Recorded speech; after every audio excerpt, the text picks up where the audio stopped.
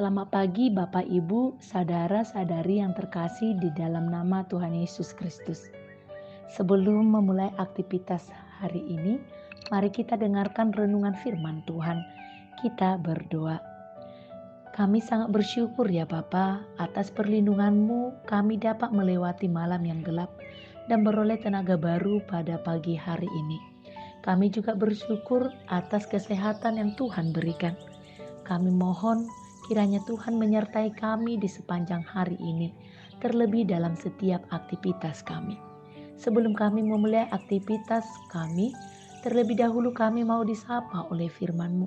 Kiranya Tuhan yang menerangi hati dan pikiran kami, supaya firman-Mu dapat kami pahami dan dapat kami lakukan dalam hidup kami. Dalam nama Yesus Kristus, kami berdoa. Amin. Renungan Selasa 19 Oktober 2021 tertulis dalam Roma 15 ayat 1. Kita yang kuat wajib menanggung kelemahan orang yang tidak kuat dan jangan kita mencari kesenangan kita sendiri. Dalam bahasa Batak, alai patut dohita namar gugui menganju hagaleone akan hurang gugu jala unang ma tahasiani dirita. Demikianlah firman Tuhan. Bapak, Ibu, dan saudara yang terkasih, setiap orang pasti menginginkan adanya kesenangan dan bahagia dalam hidupnya. Tentu keinginan seperti itu adalah sesuatu yang wajar dan secara umum dapat dibenarkan keadaannya. Banyak cara dan usaha yang dilakukan untuk mendapatkan kesenangan diri. Sering juga ditemukan kebanyakan orang untuk mencari kesenangan sampai lupa waktu, lupa tempat, lupa keluarga, lupa teman, ataupun lupa diri. Dan saat semua itu tercapai, akan merasa hebat dan merasa kedudukannya lebih tinggi. Sehingga cenderung lebih memikirkan diri sendiri, menikmati kesenangan sendiri, dan sikap yang demikian justru menimbulkan jarak dengan sesama, terlebih kepada Tuhan. Maka firman Tuhan melalui ayat ini memberikan nasihat dan pengajaran yang berbeda dengan apa yang telah diterima sebagai kebenaran umum tersebut. Nasihat firman Tuhan, jangan mencari kesenangan diri sendiri. Sebab hidup yang hanya memikirkan kesenangan diri sendiri adalah hidup yang sia-sia. William Ward mengungkapkan dalam artikel ataupun puisinya bahwa kunci menuju kehidupan yang lebih berlimpah yaitu mempedulikan orang lain, memberi dorongan kepada orang lain, dan berbagi kepada orang lain.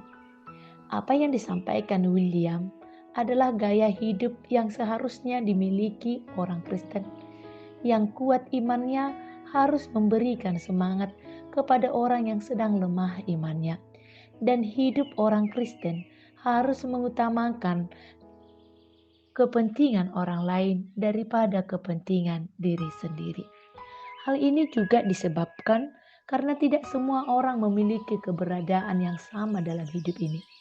Ada orang yang kuat, tetapi ada juga orang yang kurang kuat atau lemah. Ada yang berkelebihan, tetapi ada juga yang berkekurangan. Dan Tuhan mengkehendaki supaya kita yang kuat wajib menanggung kelemahan mereka yang tidak kuat. Mereka yang menerima banyak yang berkelimpahan dari Tuhan juga harus ingat kepada orang-orang yang berkekurangan dan mengalami penderitaan. Maka haruslah berbagi dengan mereka. Kata wajib dalam nas ini adalah sebuah keharusan bagi kita ataupun tugas dan tanggung jawab kita terhadap Tuhan. Kita tidak boleh merasa hebat dan tidak peduli dengan orang lain. Kita harus lebih memperhatikan sesama kita. Dengan memperhatikan orang lain akan membuat hidup kita lebih berarti, dan yang terpenting Allah akan dimuliakan melalui hidup kita. Kehadiran kita haruslah memberi pengaruh yang baik, membuat orang lain memiliki keadaan yang lebih baik setelah bertemu dengan kita. Kita harus mampu menyemangati orang lain, memotivasinya, membuatnya tersenyum, bersuka cita, tertawa, kembali semangat, dan tabah menghadapi kenyataan hidup. Buatlah orang lain merasa bahwa dirinya adalah berarti dan berharga. Sama seperti Tuhan yang telah menjadikan kita semua berharga dan berarti. Sama seperti Yesus juga yang telah memberi kita sebuah teladan untuk mengutamakan kesenangan orang lain. Dia selalu membangkitkan yang lemah, selalu menunjukkan kebaikan, dan mengajak orang-orang bersama-sama untuk mengikutinya. Dia rela menanggung banyak penghinaan dalam menyelamatkan manusia. Maka dengan itu, marilah kita lebih peduli dan perhatian kepada orang lain. Amin, kita berdoa. Terima kasih ya Tuhan, kami telah mendengarkan firman-Mu. Jadikanlah firman-Mu menjadi kekuatan kami. Ajarlah kami untuk selalu memperhatikan sesama kami dan mengasihinya. Jadikanlah kami menjadi pribadi yang peduli dengan sesama kami, yang mampu berbagi dari berkat-berkat Tuhan yang kami terima, dan mampu untuk menyemangati saudara-saudara kami yang dalam keputusasaan. Kami juga berdoa buat aktivitas kami sepanjang hari ini. Kiranya Tuhan yang selalu memberkati menjadi sukacita bagi kami dan kemuliaan bagi nama Tuhan.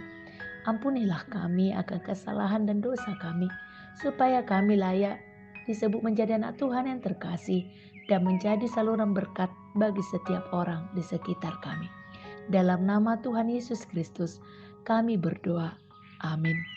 Shalom, selamat beraktivitas. Tuhan Yesus memberkati.